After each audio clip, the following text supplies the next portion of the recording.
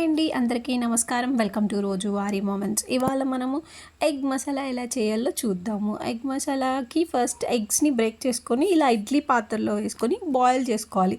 నార్మల్గా బాయిల్ చేసుకొని కూడా చేసుకోవచ్చు, బట్ ఇలా కొంచెం డిఫరెంట్గా చూపిస్తున్నాను అనమాట. ఇడ్లీ పాత్రలో ఎలా వేసుకొని బాయిల్ చేసుకున్న తర్వాత ఉల్లిగడ్డలు చిన్న చిన్నగా కట్ చేసుకొని బాగా బ్రౌన్గా వచ్చే వరకు వేపుకోవాలి వాటిని. ఆ తర్వాత నేను టమాటోస్ కూడా కట్ చేసుకుంటున్నానండి. టమాటోస్ కట్ చేసేసుకొని ఇందాక ఉల్లిగడ్డలు మనం కుక్ చేస్తున్నాం కదా, అది బాగా బ్రౌన్గా కుక్ అయిపోయిన తర్వాత అందులో కొంచెం అల్లం వెల్లుల్లి పేస్ట్ కూడా యాడ్ చేయండి. అది కూడా కొంచెం పచ్చి వాసన పోయిన తర్వాత మనము ఈ కట్ చేసిన టమాటోస్ యాడ్ చేసుకుందాము. యాక్చువల్లీ ఈ కర్రీ టమాటోస్ యాడ్ చేయకుండా కూడా బాగుంటుందండి, బట్ టమాటోస్ యాడ్ చేస్తే కూడా బాగుంటుంది. మీ ఆప్షనల్, మీరు టమాటోస్ వేసుకొని చేసుకోవచ్చు, వేసుకోకుండా కూడా చేసుకోవచ్చు.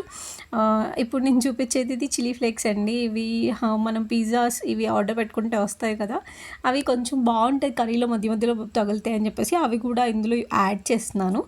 బాగుంది, కాకపోతే టేస్ట్ అయితే ఫైనల్గా బాగుంది. చూడండి, ఇది మొత్తం యాడ్ చేసేసి బాగా కలుపుకోవాలి.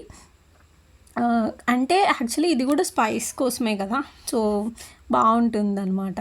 సో బాగా కలుపుకున్న తర్వాత మీరు చూస్తే టమాటో కూడా కొంచెం కుక్ అయిపోయింది బాగా. ఆ తర్వాత ఇప్పుడు మనము ఆ బాయిల్ అయిన ఎగ్స్ తీస్తున్నాం అనమాట ఇడ్లీ ప్లేట్స్ నుంచి. ఇలా తీసేసి వీటిని మొత్తం తీసేసి కొంచెం కట్ చేసుకోవాలి. ఇలా చిన్న చిన్న స్లైసెస్ లాగా కట్ చేసుకోవాలి. కట్ చేసేసుకొని ఇప్పుడు అవి మనం కర్రీలో యాడ్ చేసుకుంటే యాక్చువల్లీ బాగుంటాయి అన్నమాట. ఇలా కట్ చేసుకోకుండా నార్మల్గా బాయిల్ చేసుకొని కూడా చేసుకోవచ్చు, బట్ ఎగ్ బాక్స్లో పెట్టుకోవడం ప్రాబ్లం. అలా అనిపిస్తే ఇట్లా కూడా చేసుకోవచ్చు. ఇలా కూడా చాలా బాగుంటుంది. ఒకసారి ఇలా కూడా ట్రై చేయండి మీరు. బట్ ఇడ్లీ పాత్రకి కొంచెం ఆ ప్లేట్స్కి కొంచెం కడగడం కొంచెం ప్రాబ్లం అవుతుంది, కానీ బట్ స్టిల్ కర్రీ మాత్రం చాలా చాలా టేస్టీగా ఉందండి. సో ఒకసారి ట్రై చేయొచ్చు. ఇలా కూడా రోజు రొటీన్గా ఎగ్ని బాయిల్ చేసే కంటే కూడా ఇలా కూడా చేసుకోవచ్చు అనమాట. మంచిగా వీటన్నిటిని పీసెస్గా ఇలా చిన్న చిన్న పీసెస్గా కట్ చేసుకున్నాం. అన్నీ కట్ చేసేసుకొని ఆ తర్వాత వీటిని మనము ఇందులో యాడ్ చేసుకుందాము.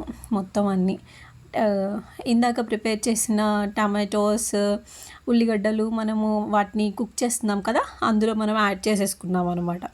యాడ్ చేసేసుకొని మంచిగా మిక్స్ చేసుకోవాలి. అండ్ ఇది ఆల్రెడీ బాయిల్ అయిపోయింది కాబట్టి ఎక్కువసేపు కుక్ చేయాల్సిన అవసరం లేదు. కాకపోతే మొత్తం మసాలా పట్టే వరకు కొంచెం మనం మంచిగా ఫ్రై చేసుకుంటే సరిపోతుంది. వాటర్ అలాంటివి కూడా ఏం యాడ్ చేయాల్సిన అవసరం లేదండి. కొంచెం మనం ఇందులో అవి స్లైసెస్ యాడ్ చేసిన తర్వాత కొంచెం ఆయిల్ పైకి వచ్చే వరకు కలుపుకుంటే సరిపోతుంది. ఇది కర్రీ కూడా చాలా త్వరగా అయిపోతుంది.